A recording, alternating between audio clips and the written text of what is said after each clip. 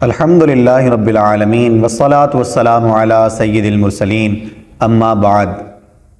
پچھلی ویڈیو میں ہم نے نجاستوں کے بارے میں سنا، ان کو پاک کرنے کا طریقہ سنا۔ آج ہم اذان کے بارے میں سنتے ہیں کہ اذان کی کیا فضیلت ہے اور اذان دینے اور اس کا جواب دینے کی کیا فضیلت ہے۔ مسلم اور احمد ابن ماجہ معاویہ رضی اللہ تعالیٰ عنہ سے راوی فرماتے ہیں، نبی پاک صلی اللہ علیہ وسلم مؤذنوں کی گردنیں قیامت کے دن سب سے زیادہ دراز ہوں گی، لمبی ہوں گی۔ علامہ عبدالرؤف مناوی تفسیر میں فرماتے ہیں یہ حدیث متواتر ہے، اور حدیث کے معنی یہ بیان فرماتے ہیں کہ مؤذن رحمت الہی کے بہت امیدوار ہوں گے۔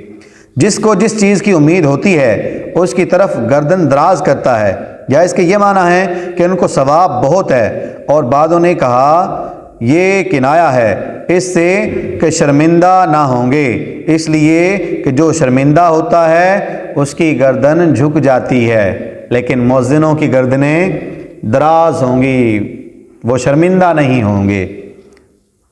امام احمد ابو ہریرہ رضی اللہ تعالیٰ عنہ سے راوی کہ رسول پاک صلی اللہ علیہ وسلم فرماتے ہیں، مؤذنوں کی جہاں تک آواز پہنچتی ہے اس کے لیے مغفرت کر دی جاتی ہے، اور ہر تر اور خشک جس نے اس کی آواز سنی اس کی تصدیق کرتا ہے۔ اور ایک اور روایت میں ہے کہ ہر تر اور خشک جس نے آواز سنی اس کے لیے گواہی دے گا۔ دوسری روایت میں ہے ہر ڈھیلا اور پتھر اس کے لیے گواہی دے گا۔ سبحان اللہ۔ بخاری اور مسلم، امام مالک اور ابو داؤد ابو ہریرہ رضی اللہ تعالیٰ عنہ سے راوی کہ نبی پاک علیہ الصلوۃ والسلام فرماتے ہیں، جب اذان کہی جاتی ہے شیطان گوز مارتا ہوا بھاگتا ہے یہاں تک کہ اذان کی آواز اسے نہ پہنچے۔ جب اذان پوری ہو جاتی ہے چلا آتا ہے، پھر جب اقامت کہی جاتی ہے بھاگ جاتا ہے، جب پوری ہو لیتی ہے آ جاتا ہے اور خطرہ ڈالتا ہے، کہتا ہے فلاں بات یاد کر، فلاں بات یاد کر، وہ جو پہلے یاد نہ تھی، یہاں تک کہ آدمی کو یہ نہیں معلوم ہوتا کہ کتنی پڑھی۔ یہ شیطان کے کام ہے، جب اذان دی جاتی ہے وہ بھاگ جاتا ہے، جب اقامت کہی جاتی ہے تو وہ بھاگ جاتا ہے، لیکن جب بندہ نماز شروع کرتا ہے تو وہ آ کر وسوسے ڈالنا شروع کر دیتا ہے، پھر بندہ بھول جاتا ہے کہ کتنی پڑھ لی۔ صحیح مسلم میں جابر رضی اللہ تعالیٰ عنہ سے مروی ہے کہ حضور علیہ الصلوۃ والسلام فرماتے ہیں، شیطان جب اذان سنتا ہے اتنی دور بھاگتا ہے جیسے روحا مدینہ سے 36 میل کے فاصلے پر ہے، یعنی بہت دور بھاگ جاتا ہے اذان کی آواز سن کر۔ طبرانی ابن عمر رضی اللہ تعالیٰ عنہ سے راوی فرماتے ہیں، نبی پاک علیہ الصلوۃ والسلام اذان دینے والا کہ طالب ثواب ہے، اس شہید کی مثل ہے کہ خون میں آلودہ ہے، اور جب مرے گا قبر میں اس کے بدن میں کیڑے نہیں پڑیں گے۔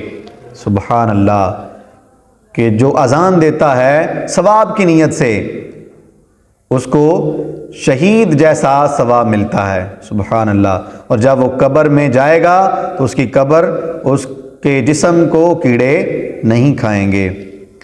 امام بخاری اپنی تاریخ میں انس رضی اللہ تعالیٰ عنہ سے راوی کہ نبی پاک علیہ الصلوۃ والسلام فرماتے ہیں، جب مؤذن اذان کہتا ہے رب عز و جل اپنا دست قدرت اس کے سر پر رکھتا ہے اور یوں ہی رہتا ہے یہاں تک کہ اذان سے فارغ ہو، اور اس کی مغفرت کر دی جاتی ہے جہاں تک آواز پہنچے۔ جب وہ فارغ ہوتا ہے رب عز و جل فرماتا ہے، میرے بندے نے سچ کہا اور تو نے حق گواہی دی، لہٰذا تجھے بشارت ہو۔ سبحان اللہ، کیا شان ہے مؤذن کی کہ جو اذان دیتا ہے اللہ پاک اس پر اپنا دست قدرت رکھ دیتا ہے اس کے سر پر۔ سبحان اللہ، جب تک وہ اذان دیتا ہے اللہ پاک کا دست قدرت اس کے سر پر ہوتا ہے۔ سبحان اللہ۔ طبرانی صغیر میں انس رضی اللہ تعالیٰ عنہ سے راوی کہ نبی پاک علیہ الصلوۃ والسلام فرماتے ہیں، جس بستی میں اذان کہی جائے اللہ تعالیٰ اپنے عذاب سے اس دن اسے امن دیتا ہے، یعنی وہاں پر عذاب وغیرہ نہیں آتا۔ طبرانی معقل بن یسار رضی اللہ تعالیٰ سے راوی کہ نبی پاک علیہ الصلوۃ والسلام فرماتے ہیں جس قوم میں صبح کو اذان ہوئی ان کے لیے اللہ کے عذاب سے شام تک امان ہے، اور جن میں شام کو اذان ہوئی ان کے لیے اللہ کے عذاب سے صبح تک امان ہے۔ سبحان اللہ۔ ابو یعلا مسند میں ابی رضی اللہ تعالیٰ سے راوی کہ نبی پاک علیہ الصلوۃ والسلام فرماتے ہیں میں جنت میں گیا، اس میں موتی کے گنبد دیکھے، اس کی خاک مشک کی ہے۔ فرمایا اے جبریل یہ کس کے لیے ہے؟ عرض کی حضور کی امت کے مؤذنوں اور اماموں کے لیے۔ سبحان اللہ، کیا شان ہے مؤذنوں کی اور اماموں کی کہ ان کو جنت میں موتیوں کے گنبد نصیب کی ہوں گے۔ امام احمد ابو سعید رضی اللہ تعالیٰ سے راوی کہ فرماتے ہیں نبی پاک علیہ الصلوۃ والسلام اگر لوگوں کو معلوم ہوتا کہ اذان کہنے میں کتنا ثواب ہے تو اس پر بہم تلوار چلتی، یعنی ایک کہتا کہ میں نے دینی ہے، دوسرا کہتا اذان میں دوں گا، تیسرا کہتا اذان میں دوں گا۔ ترمذی اور ابن ماجہ ابن عباس رضی اللہ تعالیٰ عنہ سے راوی کہ نبی پاک علیہ الصلوۃ والسلام فرماتے ہیں جس نے 7 برس ثواب کے لیے اذان کہی اللہ تعالیٰ اس کے لیے نار سے برات لکھے گا۔ سبحان اللہ، 7 سال ثواب کی نیت سے اذان دے اللہ تعالیٰ اس کو جہنم سے آزاد کر دے گا۔ سبحان اللہ۔ ابن ماجہ اور حاکم ابن عمر رضی اللہ تعالیٰ عنہ سے راوی کہ نبی پاک علیہ الصلوۃ والسلام فرماتے ہیں جس نے 12 برس اذان کہی اس کے لیے جنت واجب ہو گئی۔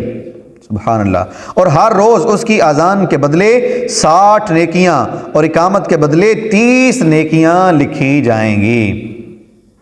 بیہقی کی روایت ثوبان رضی اللہ تعالیٰ سے یوں ہے کہ نبی پاک علیہ الصلوۃ والسلام فرماتے ہیں جس نے سال بھر اذان پر محافظت کی اس کے لیے جنت واجب ہو گئی۔ سبحان اللہ۔ بیہقی نے ابو ہریرہ رضی اللہ تعالیٰ سے روایت کی کہ حضور علیہ الصلوۃ والسلام فرماتے ہیں جس نے 5 نمازوں کی اذان ایمان کی بنا پر ثواب کے لیے کہی اس کے جو پہلے گناہ ہیں معاف ہو جائیں گے، اور جو اپنے ساتھیوں کی 5 نمازوں میں امامت کرے ایمان کی بنا پر ثواب کے لیے اس کے جو گناہ پیشتر ہوئے معاف کر دیے جائیں گے۔ ابن عساکر انس رضی اللہ تعالیٰ سے راوی فرماتے ہیں نبی پاک علیہ الصلوۃ والسلام جو سال بھر اذان کہے اور اس پر اجرت طلب نہ کرے قیامت کے دن بلایا جائے گا اور جنت میں دروازے پر کھڑا کیا جائے گا اور اس سے کہا جائے گا جس کے لیے تو چاہے شفاعت کر۔ سبحان اللہ، یعنی جس کو چاہتا ہے اپنے ساتھ جنت میں لے جا۔ خطیب اور ابن عساکر انس رضی اللہ تعالیٰ سے راوی کہ حضور علیہ الصلوۃ والسلام فرماتے ہیں مؤذنوں کا حشر یوں ہوگا کہ جنت کی اونٹنیوں پر سوار ہوں گے، ان کے آگے بلال رضی اللہ تعالیٰ عنہ ہوں گے، سب کے سب بلند آواز سے اذان کہتے ہوئے آئیں گے، لوگ ان کی طرف نظر کریں گے، پوچھیں گے یہ کون لوگ ہیں؟ کہا جائے گا یہ امت محمد صلی اللہ علیہ وسلم کے مؤذن ہیں۔ لوگ خوف میں ہیں اور ان کو خوف نہیں، لوگ غم میں ہیں لیکن ان کو کوئی غم نہیں۔ سبحان اللہ، کیسی شان ہے مؤذنوں کی جو اذان دیتے ہیں۔ اللہ کرے کہ ہم بھی مساجد میں اذان دینے والے بنیں، جب اذان دیں گے تو نماز بھی پڑھیں گے، لیکن اس کے لیے مسجد میں آنا ضروری ہے۔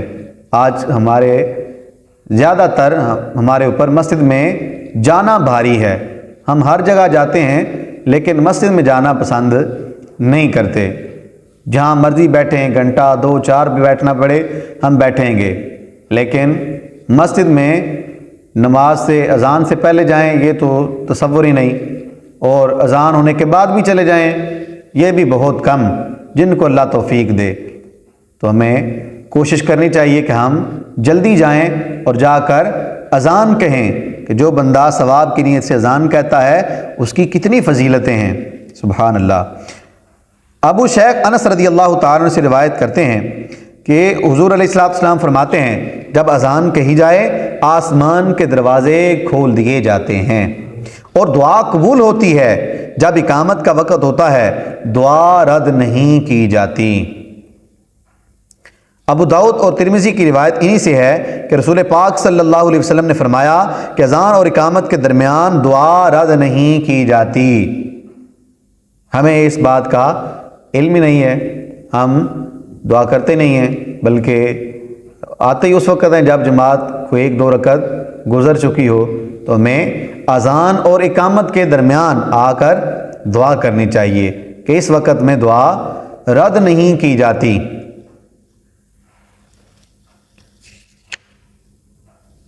بخاری، ابو داؤد، ترمذی اور نسائی اور ابن ماجہ، احمد حضرت جابر رضی اللہ تعالیٰ سے راوی فرماتے ہیں نبی پاک علیہ السلام جو اذان سن کر یہ دعا پڑھے اللہم رب هذه الدعوة التامة والصلاة القائمة آت سیدنا محمدا الوسیلة والفضیلة وابعثه مقاما محمودا الذی وعدته، اس کے لیے میری شفاعت واجب ہو گئی۔ سبحان اللہ۔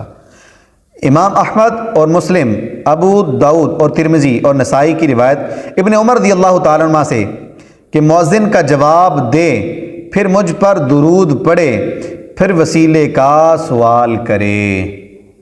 جو اذان سنے مؤذن کا جواب دے اور پھر مجھ پر درود پڑھے، پھر وسیلے کا سوال کرے۔ سبحان اللہ۔ ابن ماجہ ابو ہریرہ رضی اللہ تعالیٰ عنہ راوی کہ حضور علیہ السلام فرماتے ہیں جب مؤذن کو اذان کہتے سنو تو جو وہ کہتا ہے تم بھی کہو۔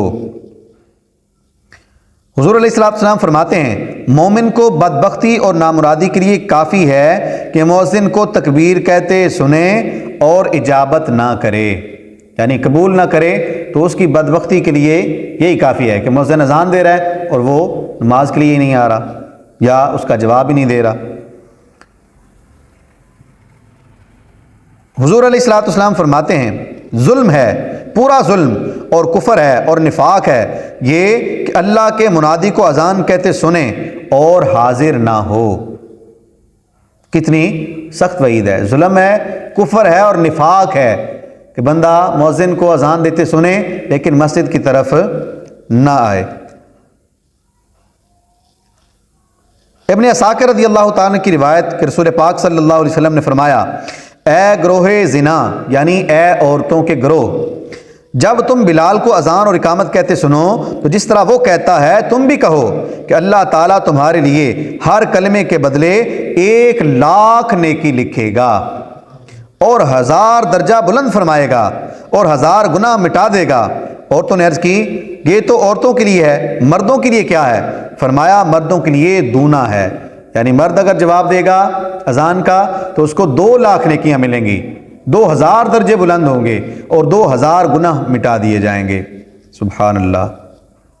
تو اس لیے ہمیں چاہیے کہ جب مؤذن اذان دے تو اس کا جواب دیں، اور جواب کیا ہے کہ جو مؤذن کہتا جائے ہم اس کے پیچھے دہراتے جائیں، یعنی وہ اللہ اکبر کہے تو ہم بھی اللہ اکبر کہیں، وہ اشہدو اللہ الہ الا اللہ کہے تو ہم بھی اشہدو اللہ الہ الا اللہ کہیں، جب وہ حی علی الصلاۃ کہے تو ہم بھی حی علی الصلاۃ بھی کہیں اور ساتھ میں لا حول ولا قوت الا باللہ العلی العظیم پڑھیں۔